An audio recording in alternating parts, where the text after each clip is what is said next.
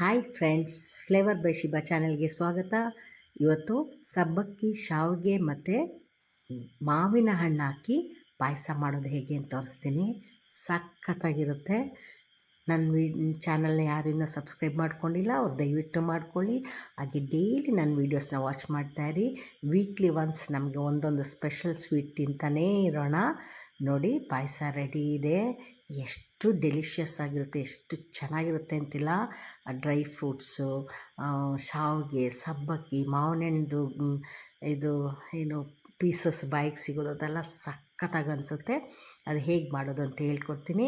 ಇದೇನು ಅಂದರೆ, ಈಗ ಮಾವಿನ ಹಣ್ಣು ಸೀಸನ್ ಮುಗಿದಿದ್ದಕ್ಕೆ ಈ ಥರ ಮಾವಿನ ಹಣ್ಣು ಸಿಗ್ತಾ ಇರೋದು. ಆ ಒಂದು ಮಾವಿನ ಹಣ್ಣು ಸಿಪ್ಪೆ ಎಲ್ಲ ತೆಗೆದಿದ್ದೀನಿ.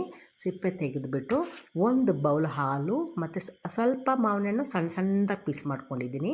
ಆಮೇಲೆ ಒಂದು ಬೌಲ್ ಸಕ್ಕರೆ, ಒಂದು ಅರ್ಧ ಬೌಲ್ ಶಾವಿಗೆ ಮತ್ತು ಸಬ್ಬಕ್ಕಿ ಈಗಷ್ಟೇ ನೆನೆಸಿದ್ದೀನಿ. ಬಿಸಿ ನೀರಿನಲ್ಲಿ ನೆನೆಸ್ಬೇಕು. ಇದನ್ನು 5 ಮಿನಿಟ್ಸಲ್ಲಿ ದಪ್ಪ ದಪ್ಪ ಆಗ್ತದೆ. ಈ ಮಾವಿನ ಹಣ್ಣು ಏನು ಪೀಸ್ ಮಾಡಿದ್ದೀನಿ ಅಂದರೆ, ಗ್ರೈಂಡ್ ಮಾಡ್ಕೊಳ್ಳೋಕ್ಕೆ ಇದನ್ನು ದೊಡ್ಡ ಪೀಸು ಗ್ರೈಂಡ್ ಮಾಡಲಿಕ್ಕೆ, ಚಿಕ್ಕ ಪೀಸು ಪಾಯಸಕ್ಕೆ ಹಾಕ್ಕೊಂಡು ತಿನ್ನಲಿಕ್ಕೆ. ನೋಡಿ, ಬಾಣಲಿ ಇಡಬೇಕು.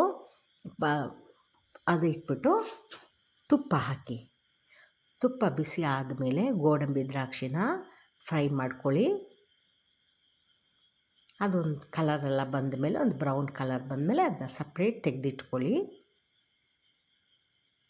ಅದೇ ತುಪ್ಪದಲ್ಲೇ ಶಾವಿಗೆನ ಫ್ರೈ ಮಾಡ್ಕೊಳ್ಬೇಕು. ಇದು ಸಣ್ಣ ಶಾವಿಗೆ, ಇದು ಫ್ರೈಡ್ ಶಾವಿಗೆ ಅಂತಲೇ ಬರುತ್ತೆ. ಬಟ್ ನಾನು ಇನ್ನೊಂದು ಸಲ ತುಪ್ಪದಲ್ಲಿ ಒಂದು ಸಲ ಫ್ರೈ ಮಾಡ್ಕೊಳ್ತೀನಿ. ಆಯಿತಾ?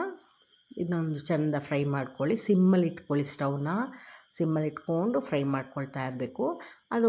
ಅದಕ್ಕೂ ಕೂಡ ಒಂದು ಕಲರ್ ಚೇಂಜ್ ಆಗುತ್ತೆ. ಹಂಗಾಗುವ ಟೈಮಲ್ಲಿ ಒಂದು ಬೌಲ್ ನಾನು ಕಪ್ಪಲ್ಲಿ ಹಾಲು ಇಟ್ಟಿದ್ನಲ್ಲ, ಆ ಹಾಲನ್ನ ಹಾಕಿ, ಹಾಲಲ್ಲಿ ಒಂದು 2 to 3 ಮಿನಿಟ್ಸ್ ಬೇಯಲಿ. ಬೇಗ ಬೇಯುತ್ತೆ. ಫಸ್ಟ್ ಆಫ್ ಆಲ್ ಅದು ತುಂಬ ಸಣ್ಣ ಶಾವಿಗೆ.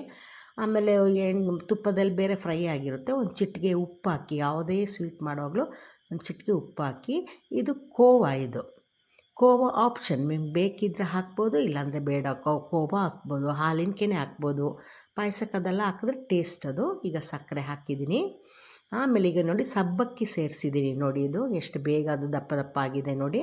ಒಂದು 5 ಮಿನಿಟ್ಸಲ್ಲಿ ಆಗುತ್ತೆ. ಬಿಸಿ ನೀರನ್ನ ಹಾಕಬೇಕು ಅದಕ್ಕೆ. ನೋಡಿ, ಸಬ್ಬಕ್ಕಿನೂ ಮಿಕ್ಸ್ ಮಾಡ್ಕೊಂಡಿದ್ದೀನಿ. ಈಗ ಆ ದೊಡ್ಡ ಪೀಸ್ದು ಮಾವಿನ ಹಣ್ಣು ಕಟ್ ಮಾಡಿದ್ನಲ್ಲ, ಅದು ಗ್ರೈಂಡ್ ಮಾಡಿ ಹಾಕ್ತಾಯಿದ್ದೀನಿ ಇದಕ್ಕೆ. ಈ ಟೈಮಲ್ಲಿ ಸ್ಟವ್ನ ಆಫ್ ಮಾಡ್ಕೊಳ್ಬೇಕು. ಪಾಯಸ ನಮ್ಮದು ರೆಡಿ ಆಯಿತು ಈಗ. ಹಾಗಾಗಿ ಸ್ಟವ್ನ ಆಫ್ ಮಾಡಿ ಮ್ಯಾಂಗೋನ ನಾವು ಗ್ರೈಂಡ್ ಮಾಡ್ಕೊಂಡಿದ್ವಲ್ಲ, ಅದನ್ನು ಇದಕ್ಕೆ ಹಾಕಿ ಮಿಕ್ಸ್ ಮಾಡ್ಕೊಳ್ಬೇಕು. ಈಗ ಕಂಪ್ಲೀಟ್ ಆಯಿತು ಪಾಯಸ. ಶಾವಿಗೆ, ಸಬ್ಬಕ್ಕಿ, ಮಾವಿನ ಹಣ್ಣನ್ನ ಗ್ರೈಂಡ್ ಮಾಡಿ ಹಾಕಿರೋದು. ಅದು ಒಳ್ಳೆ ಮಾವಿನ ಹಣ್ಣು ಆಗಿದ್ರೆ ಇನ್ನೂ ಟೇಸ್ಟ್ ಅನಿಸುತ್ತೆ, ಕಲರು ಚೇಂಜ್ ಆಗುತ್ತೆ. ಆಮೇಲೆ ಒಂದು ಬೌಲ್ಗೆ ಸರ್ವ್ ಮಾಡ್ಕೊಂಡು ಅದ್ರ ಮೇಲೆ ಆ ಮಾವಿನ ಹಣ್ಣು ಪೀಸಸ್ ಕೂಡ ಹಾಕಿ, ಡ್ರೈ ಫ್ರೂಟ್ಸ್ ಹಾಕಿ, ಗೋಡಂಬಿ ದ್ರಾಕ್ಷಿ ಹುರಿದು ಹಾಕಿದ್ದೀನಿ. ಜೊತೆಗೆ ಬಾದಾಮಿ ಹಾಕಿ, ಖರ್ಜೂರ ಪೀಸ್ ಮಾಡಿ ಹಾಕ್ತಾಯಿದ್ದೀನಿ. ಎಲ್ಲವೂ ತಿನ್ನುವಾಗ ಏನು ಡೆಲಿಷಿಯಸ್ ಆಗಿರುತ್ತೆ ಪಾಯಸ ಅಂತೇಳಿದ್ರೆ. ತುಂಬ ಚೆನ್ನಾಗಿರುತ್ತೆ. ಹೊಸದಾಗಿ ಮಾಡಿ, ಹೊಸದಾಗಿ ತಿನ್ನಿ. ನೋಡಿದ್ರಾ ಎಷ್ಟು ಚೆನ್ನಾಗಿದೆ ಅಲ್ವಾ? ಎಲ್ಲವೂ ಬಾಯಿಗೆ ಸಿಗಬೇಕು ತಿನ್ನುವಾಗ. ಒಂದೊಂದು ಸ್ಪೂನ್ಗೆ ಪಾಯಸದ ಟೇಸ್ಟ್, ಕೋವಾದು, ಸಬ್ಬಕ್ಕಿದು, ಶಾವಿಗೆದು, ಮಾವಿನ ಹಣ್ಣು ಎಲ್ಲ ಬಾಯಿಗೆ ಸಿಗಬೇಕು. ನೆಕ್ಸ್ಟ್ ವೀಡಿಯೋದಲ್ಲಿ ನಮಗೆ ಮೀಟ್ ಮಾಡೋಣ. ಅಲ್ಲಿವರೆಗೂ ಟೇಕ್ ಕೇರ್. ಬಾಯ್.